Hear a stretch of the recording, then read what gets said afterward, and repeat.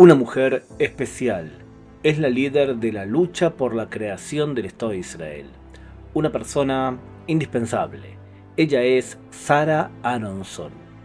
Sarah nació en una de las primeras colonias modernas de Israel, el pueblo de Zichron Yaakov, la memoria de Jacobo, una de las colonias de la primera Aliyá. Nació el 8 de enero de 1890 y era quinta de entre 6 hijos de Malka y Efraim Fischel Aronson. Su padre, un comerciante de granos acomodado, fue influenciado por los amantes de Sion, los Jovevei Sion, por lo que se unió al primer grupo de emigrantes que abandonaron Galatz en Rumania en 1882 para fundar justamente Zichron Yaakov. Los Aronson estaban entre las principales familias de la colonia, especialmente gracias a Aarón Aronson, el hermano mayor de Sarah, quien era un agrónomo y botánico de renombre mundial. En 1902, Aarón descubrió el trigo madre, que es la planta desde la cual surgieron todas las mutaciones que hoy vemos en el mundo. En resumen, era un verdadero genio el bueno de Aarón. Entre otras cosas, había levantado una granja para probar distintas especies de semillas. En esa granja también trabajaba un joven de la ciudad cercana de Hedera. Su nombre era Avshalom Feinberg. Volvamos a los Aronson. Ellos eran los típicos miembros de la segunda generación de la primera Aliyá, nativos de Israel, hablantes de hebreo, que se veían a sí mismos como una nueva élite de la zona.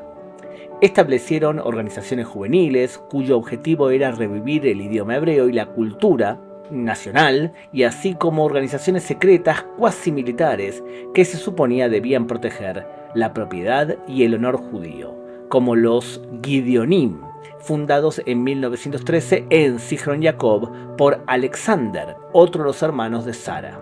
Su red social se basaba principalmente en lazos familiares y sociales. Los amigos de Sarah Aronson en su infancia y juventud fueron sus hermanos, especialmente Aarón, y la familia Feinberg de Hedera, Avshalom Feinberg y su hermana Tzila, y los hermanos Eitan y Naaman Belkin de Rishon LeZion. Sarah no completó su educación formal, aunque estudió idiomas y dominaba el hebreo, el yiddish, el turco, el francés, así como el árabe y el inglés. También estudió agronomía y botánica y acompañó a Aarón en sus viajes por Israel para recolectar plantas, minerales y tierra. Ella lo ayudó con el catálogo y los experimentos que realizó en la granja agrícola que estableció en Atlit, cerca de Zichron Yaakov. También era una hábil jinete y sabía cómo usar un rifle. Los viajes a Israel desarrollaron su sentido de territorialidad y una identidad nacional muy activista. En 1914, Sarah al final se casó con un rico comerciante judío búlgaro, Haim Abraham se llamaba, que era mayor que ella y se mudó a vivir con él a Estambul. El matrimonio no duró y Sarah regresó a Zichron Yaakov poco después. En el tren que la llevaba desde Estambul a Israel, Sarah vio con sus propios ojos el genocidio que los turcos estaban haciendo contra los cristianos armenios. Regresó a su casa, llena de espanto, y si los otomanos pensaban hacer lo mismo con los judíos, pensaba, se trataba de un gobierno corrupto y criminal cuyos días estaban contados.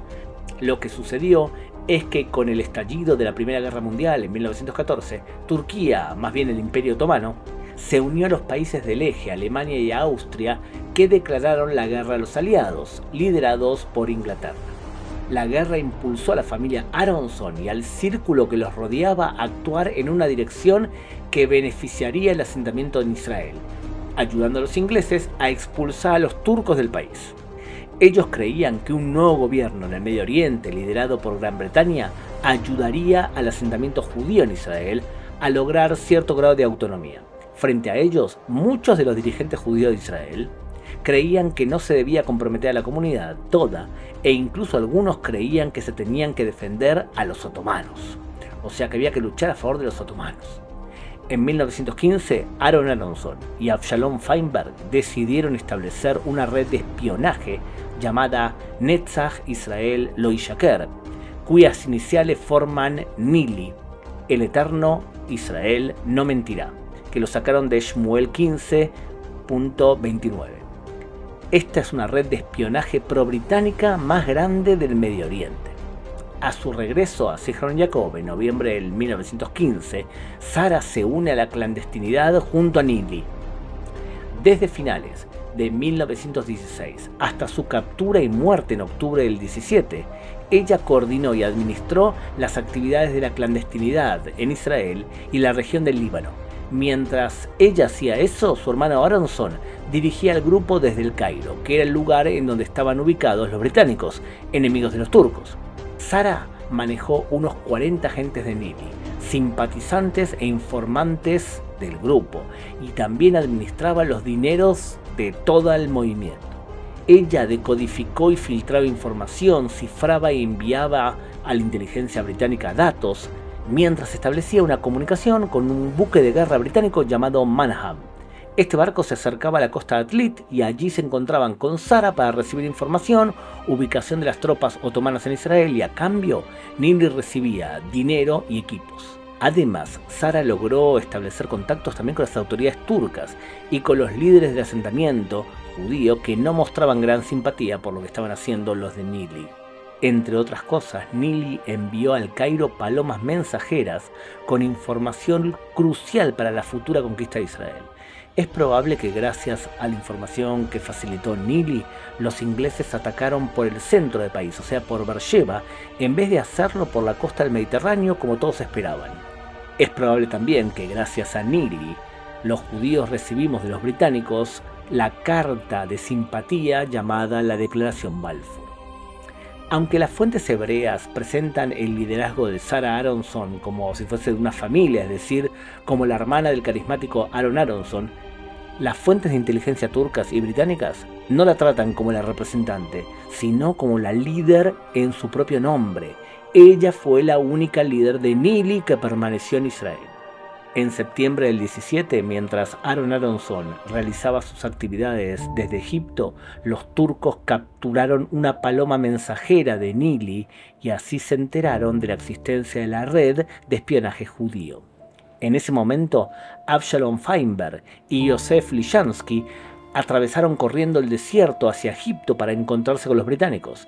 En una tierra de nadie, entre los turcos y los británicos, los beduinos los emboscaron y mataron a Avshalom Feinberg. Feinberg fue asesinado y Lishansky se salvó y llegó a Egipto. Cuando llegó la noticia de la muerte de Avshalom Feinberg a un pariente, a Naaman Belkin, este se dirigió hacia el desierto para comprobar lo que había sucedido. Belkin, quien afirmó que el mismo Lishansky fue quien asesinó a su pariente para recibir el liderazgo de Neely, cayó en manos de las autoridades turcas, quienes astutamente extrajeron de él los nombres de los miembros de toda la clandestinidad. O sea que el que dio la información al fin y al cabo fue Naaman Belkin.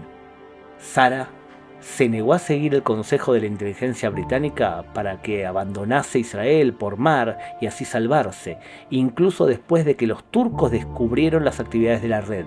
Fue encarcelada el 1 de octubre de 1917 junto con la mayoría de los miembros de Neely. A pesar de los severos interrogatorios y las torturas que sufrió en Zichron Ya'akov, no dio ninguna información a los turcos. Cuando supo que la iban a enviar a Damasco, temió que no iba a soportar allí la tortura antes de ser ahorcada.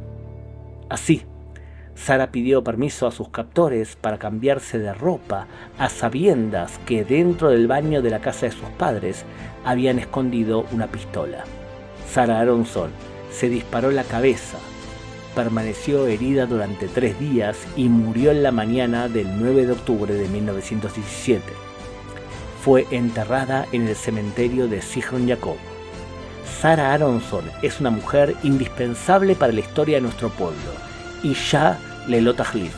Sin ella, ellas, nuestras soldadas, probablemente no hubiesen tenido una fuente de inspiración impresionante para asumir que hombres y mujeres pueden liderar la mejor expresión para la defensa de Israel.